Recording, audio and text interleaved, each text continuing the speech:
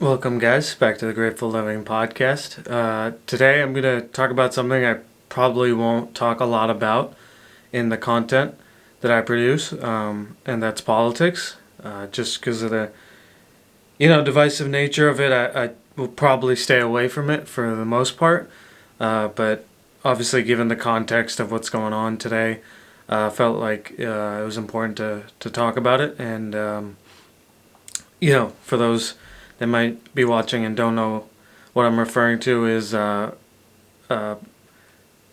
in the U.S. The presidential election results came out, and the Biden-Harris campaign was awarded victory. As I look at this process, I think it's important for us to think about certain things. So I'm going to just talk about four different points that I think it's important for all of us to think about. You know, as we go forward. The first is I think we should be grateful to live in a country that has a democratic republic, right? That where your votes and the citizens that vote can elect officials in or out, right? That our votes matter and carry significance. I think there's something like 50 plus countries where there's some sort of type of dictatorship, right? So I think it's important for us to be grateful for where we're born and for how great this country is.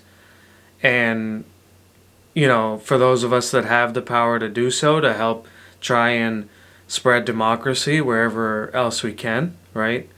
Because, we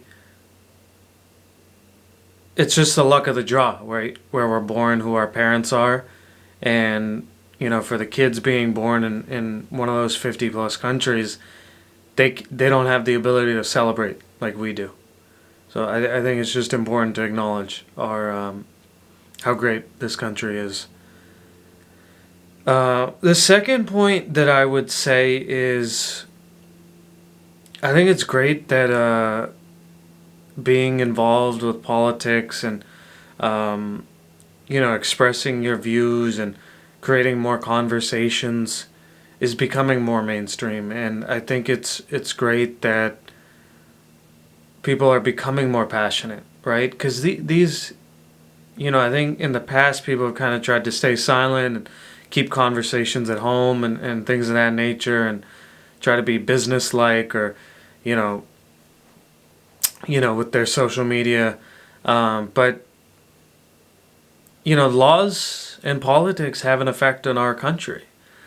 And, whether that, is social issues like the legalization of marriage for the LGBTQ plus community, whether that's economic issues like tax policy, whether that's foreign relation issues, all of these have an effect on us as citizens and collectively as a community.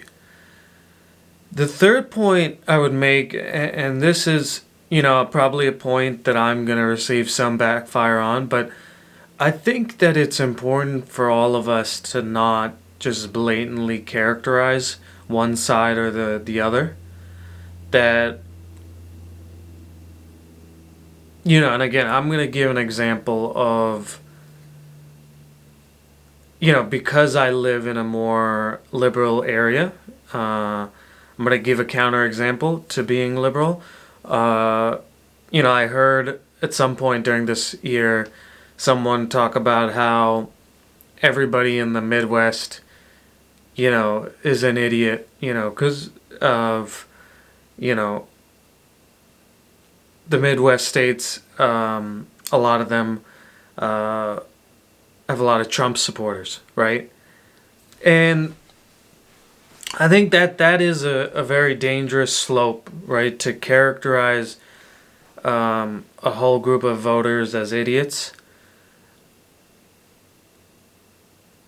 just because it's important to understand, unless you know why they're voting for that candidate, it's it's sort of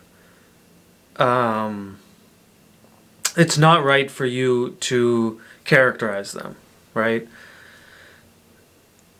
In 2016, for example, Trump promised to a lot of Midwestern voters that he would, have a tougher relationship with China, and that he would try to bring manufacturing jobs back to the U.S. And so, for a lot of those voters, the economy and might be their number one issue, and that's why they're voting for Trump, right? And I just think it's important to understand those things, right? That, for example, in the example that I'm giving, the economic life that people live is obviously going to have an important, is going to be an important factor in their life. And so, I mean, obviously it goes to both sides. But I just think, and that goes into my fourth point,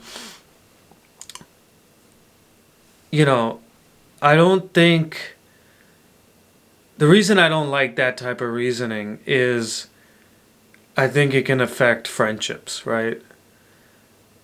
If I have a friend who's more conservative and I'm liberal, and I just say, I don't want to have any of my friends who vote, like anybody that voted for Trump is not my friend. If I say that, it's just a slippery slope. I think for me the best example is, if you've got two sports fans, right, and one wants the coach gone and fired, and the other wants, the coach to stay. Right? We just have different views on what the best direction of the country is. And you shouldn't hate me just because I want one side or the other. I think that it's important that people of different political views continue to maintain friendship. I think that that's a ridiculous idea that, somehow I'm going to lose my friendship with you because we disagree on the vision and the future of the country.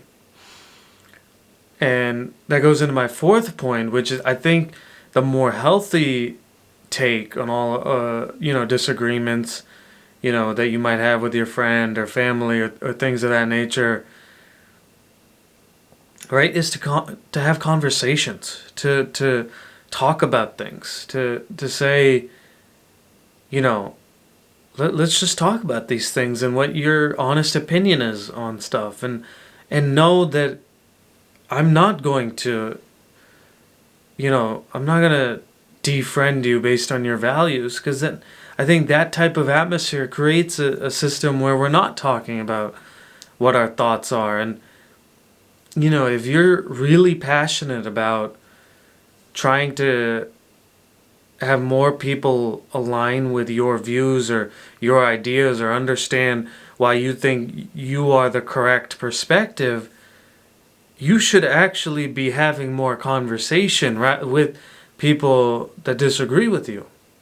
That's the best form or best way to influence the future of politics, is to conversate with them, not to just characterize them, as this or that, right?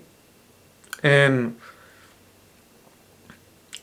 the facts are the facts, right? 74 million people voted for Joe Biden, and these are numbers I'm looking at from this morning, and about 70.5 voted for Trump. So, I mean, clearly there is a major difference in viewpoints in the future of this country, but the only way we get better is by is having conversations.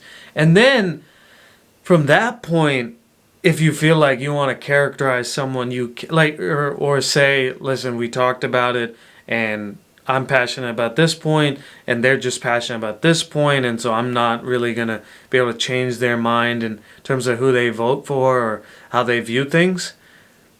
Then that's just, it is what it is. But if you don't reach out to the other side, if you don't acknowledge that the other side has legitimate beliefs in why they're voting the way they are, that's just the wrong, that's not the right way to look at things, right? So hopefully this wasn't too long, but yeah, like I said, I really don't think I'm going to be talking about politics all that much, but I hope as we go through this process and moving forward, those 4 points resonate with you, that, we should be thankful that we live in a democratic country. Second, that,